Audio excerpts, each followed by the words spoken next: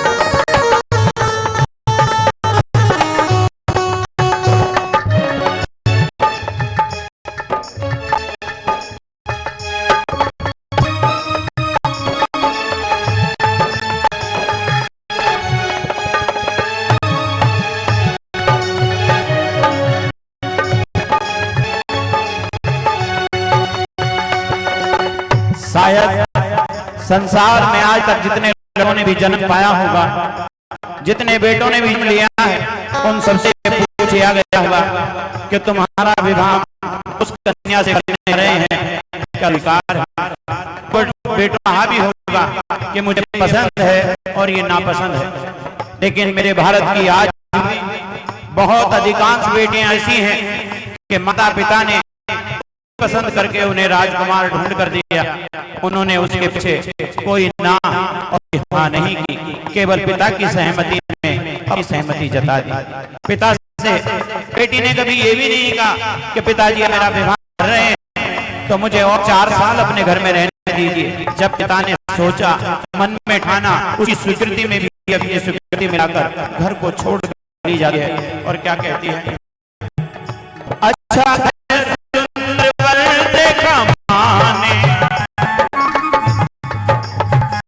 अच्छा घर सुंदर वर देखा माने, पल में कर दिया उनके हवाले, पल में कर दिया उनके हवाले।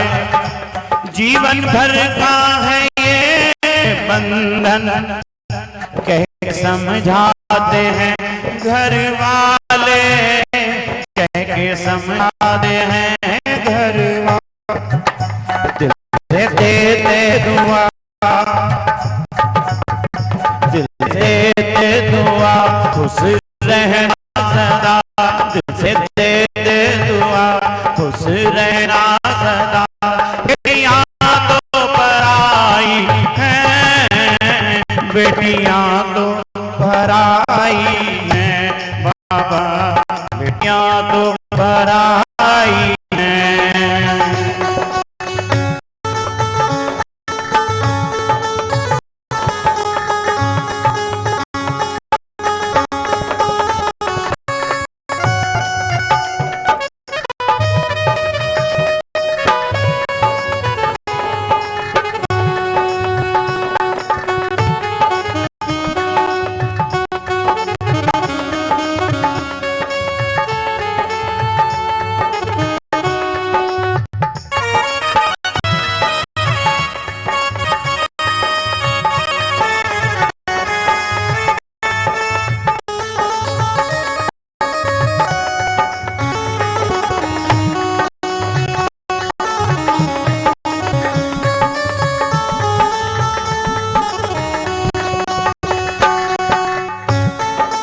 इतने कांधे भी मजबूत केबल के होते हैं जो बहनी डोली को विदा कर सकता है।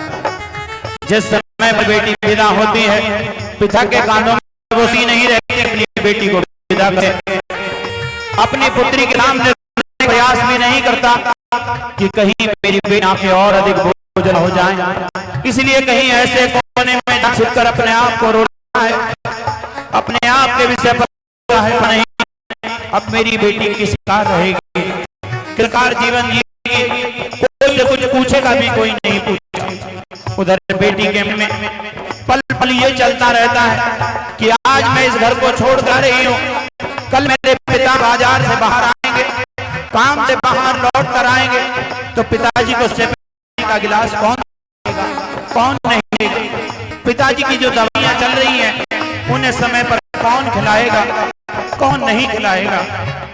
यही के मन में चलती रहती है। दोनों एक दूसरे के पूरक होते हैं, लेकिन सामाजिक व्यवस्था के अनुसार दोनों को अलग होना पड़ता है। तब बेटी गले लगे अपनी माँ से कहती है, माँ मेरे पिता का ध्यान रखना, मेरे पिता की दवाइयां उन्हें समय से देते रहना।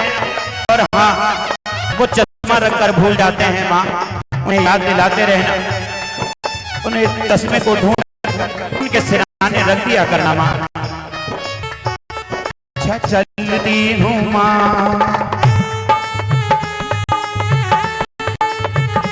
अच्छा चलती हूँ माँ, अब से लगा, अच्छा चली हूँ माँ, अब गले से लगा, बेटियां तो पराई हैं, बेटियां तो पराई हैं, मेरी माँ बेटियां तो पराई हैं।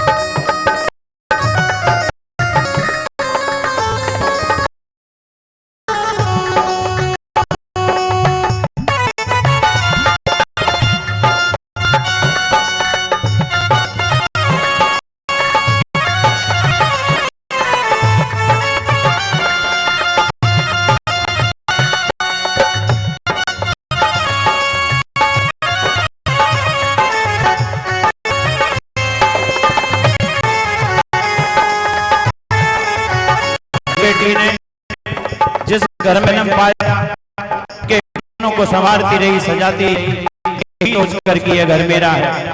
एक माला डलते ही, 7 फेरे होते ही सब कुछ पराया हो गया। जिस घर में उसने जन्म लिया था, अब वो इस घर की मेहमान हो गई, इस घर की मेहमान हो गई।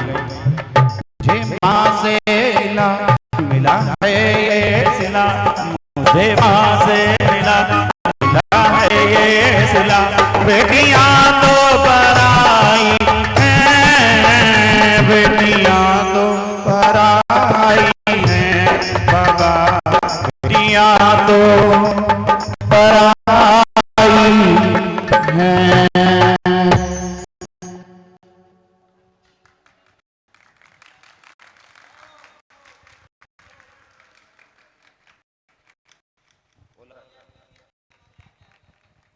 कर्नाटक प्रांत की कहानी,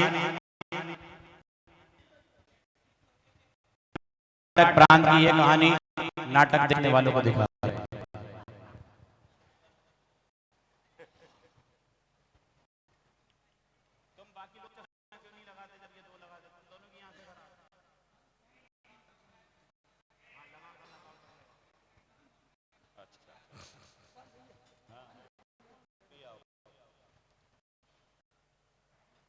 कर्नाटक प्रांत की ये कहानी, वहां जाकर और उनकी महारानी बड़े ही अपने में रहते थे।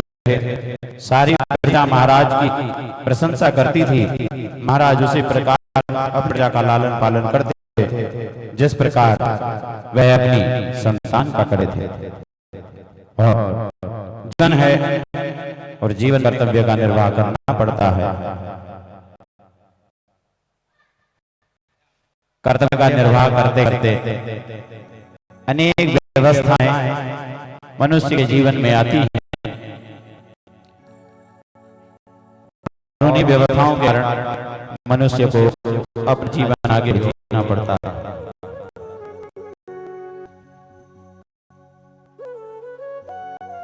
एक दिवस की बात, जब महाराज ने अपने बच्चों को गुरु पढ़ने के लिए भेज दिया तो उनकी आयु बहुत छोटी थी।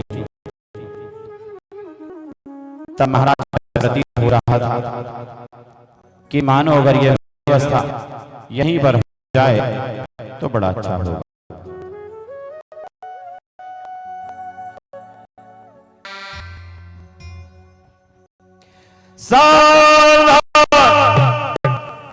हो महाराजा धीराज शेखर अपनी महारानी पधार रहे।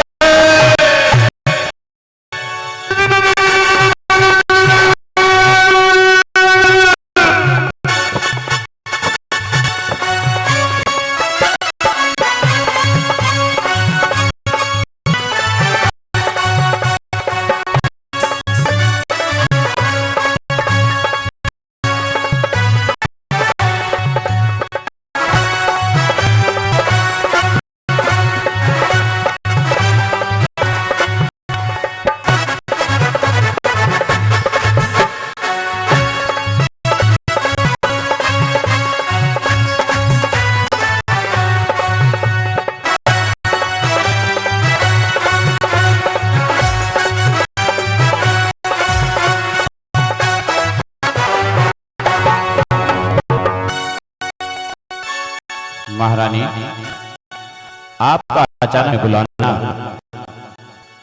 ऐसा लगा कि मानो कुछ विस्मंत्रणा करनी हो।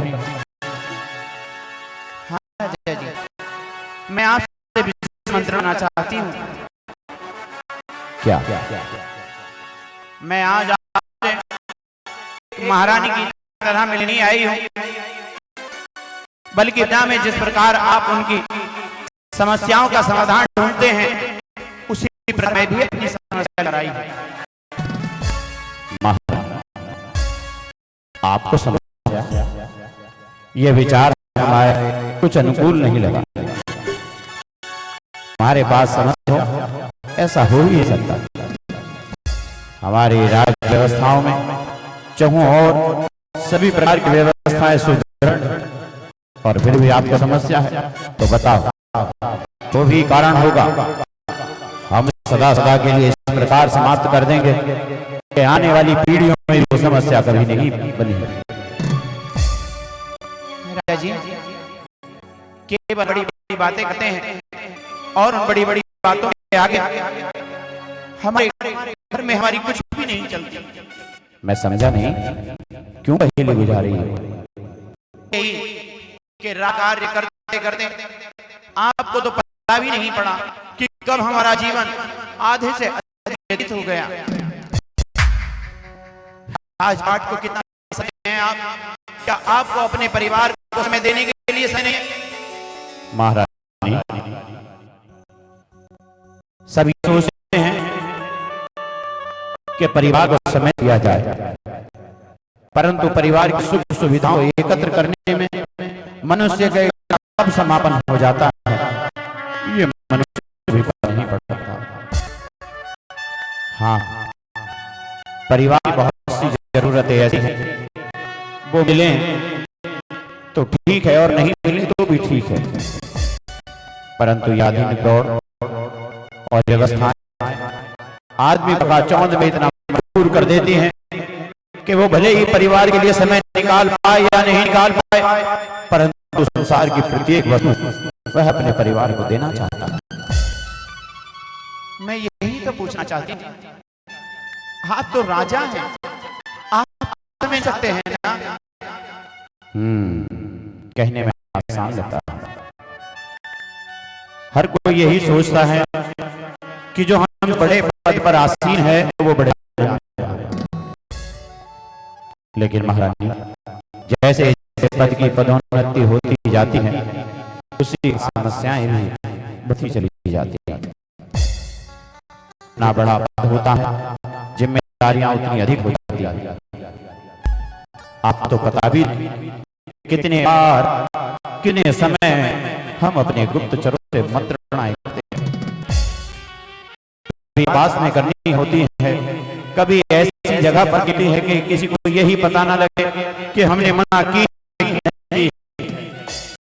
महारानी खैर, आपकी जो समस्या है आप वो हमें बताओ। राजा जी, बहुत छोटी अवस्था में आपने मेरे पुत्रों को गुरुकुल में भेज दिया। हाँ, और जब से कभी उनसे मेरा मिला भी नहीं हुआ। महारानी, ये भी मेरे कर्तव्य का निर्वाह था। समय मुझे अपने पुत्रों को शिक्षा दिलानी, क्योंकि इस संसार की रीति है कि यहाँ पर सदैव रहने वाला कोई भी नहीं है। ये वो भूमि, ये धरा कि जो स्वयं कीर्तन कर प्रकृति का करके आते हैं, एक समय उनकी आयु भी हो जाती है। इसलिए महारानी, एक ना एक दिन मुझे भी अपने सिंहासन को छोड़ना, और यह दायित्व है कि जिस समय पर मैं अपने सिंहासन को छोड़ूं तो सुयोग्य राजा में प्रजा को देकर। यही तो मैं आपसे पूछ रही हूँ कि जिस माँ की गोद में दो लाल, जिस माँ के दो पुत्र हों और उनमें से एक भी पुत्र उसके आंचल में नहीं हो, एक भी उसे मारने वाला नहीं हो, उस माँ पूछो उस पर क्या पीड़ होगी। कितनी छोटी आयु में आपने मेरे पुत्रों को गुरुकुल में भेज दिया, तब से लेकर आज तक ना आपने मुझे उनसे मिल लिया है और कभी आप गुरुकुल में मुझे मिला नहीं देखा। महारानी, तुम्हें तो पता है कि गुरुकुल के नियम ही इतने सख्त हैं, हमारा उनसे मिलना नहीं हो सकता, ना ही यहाँ की कोई सूचना नहीं दी जा सकती। जब तक उनकी शिक्षा पूर्ण नहीं हो जाती तब तक कोई भी पारिवारिक व्यवहार उनसे नहीं हो सकता। राजा जी, मैं नित नया भोजन बनाती यही सोचकर कि मेरे पुत्र आएंगे और मैं उन्हें अपने हाथ भोजन कराऊंगी। उनकी वो 5 वर्ष की छोटी था जिसमें मुझे मामा कहकर पुकारते थे, कभी स्कूल में छिप जाते, कभी उसने में छिपते थे, और फिर भोजन करने बैठते तो मुझसे कहते कि माँ, पहला निवाला मैं आपके हाथ से खाऊंगा। दूसरा पुत्र कहता कि नहीं माँ, मैं आपके हाथ से खाऊंगा। दोनों को अपने दोनों हाथों से एक साथ में भोजन करती थी। आज भी जब वो की थाली सामने आती है, मैं यही सोचती हूँ कि मेरे पुत्रों ने समय पर भोजन किया कि नहीं हो गया, उनके लिए स्वादिष्ट भोजन मिला होगा कि नहीं मिला होगा, कहाँ सोते होंगे, कहाँ जागते होंगे, कौन उन्हें लोरी सुनाता होगा। मुझे याद है, यही विषय मेरे मस्तिष्क में अटका रहता है। महारानी, आप परिवार की महिला हो, आप अपने अश्रुओं के साथ अपने हृदय के बोझ को हल्का कर सकती हो, लेकिन उन जो परिवार के मुखिया होते हैं उनसे पूछो, जिनके पीछे पूरा परिवार निर्णय लेता है। परिवार के मुखिया के हृदय में कोई दर्द भी हो तो वो अपने परिवार वालों से कहता नहीं है।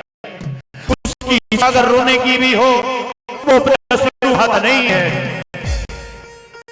परिवार के मुखिया की आंसू यदि एक अश्रु भी टपक जाए तो सारा परिवार टूट जाता है। केवल पुत्र का दुख आपको ही नहीं हमें भी है कि हमारे दुख का जीवन कैसे कठिन परिश्रम में व्यतीत हो रहा है। मगर महारानी, कर्तव्य का निर्वाह भी करना आवश्यक है। ये प्रेम और मोह ऐसा रिश्तों में जब भी आता है तो कोई ना कोई हानि कर जाता है।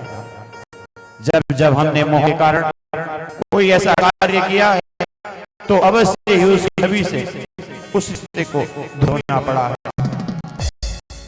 यही है कि समय रहते संतान को शिक्षा दिलानी चाहिए और समय रहते ही सारे कार्यों को कर लेना चाहिए। मैं झोली फैलाकर मांग रही, मेरे पुत्र को लौटा दीजिए, मेरे पुत्र को लौटा दीजिए, मेरे पुत्र को लौटा दीजिए। महारानी, हमें इतना अधीर न करो कि हम कर्तव्य से विमुख हो जाएं। महारानी, हमें इतने पर इतना मजबूर नहीं करो कि हम रिश्तों की डोरी में आकर अपने कर्तव्य के निर्वाह को भूल जाएं। महारानी, दायित्व का निर्वाह कर रहा हूं, आप अपने दायित्व का निर्वाह करो। एक दिन अवश्य ही आपके पुत्र आएंगे, अवश्य ही आपके पुत्र आएंगे। ये तो मैं चाहती हूं कि एक दिन मेरे दोनों पुत्र मेरे घर में आए, परंतु जिस कार्य की कोई तिथि निश्चित नहीं होती उसका ये पता नहीं होता कि वो कार्य कब सिद्ध होगा। यदि तिथि रखी तो अवश्य ही वो समय सीमा शीघ्र समाप्त हो जाती है। मेरे पुत्र आने की तो कोई तिथि निश्चित नहीं है। मुझे बताइए ना, मेरे पुत्र कहेंगे कब आएंगे, कब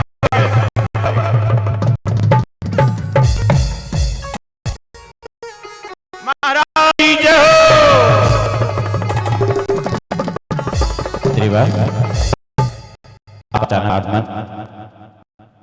कैसे आना हुआ महाराज? बड़े ही हड़का विषय है। गुरुकुल से एक संदेश वाहक संदेश ले आया। क्या संदेश लेकर आया है? शीघ्र सुनाओ, शीघ्र सुनाओ।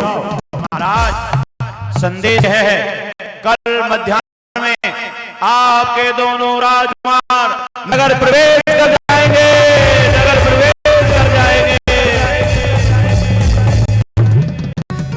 सुनावनी? हाँ हाँ, ने सुना। कल मेरे दोनों पुत्र आएंगे, कल मेरे दोनों पुत्र जाएंगे।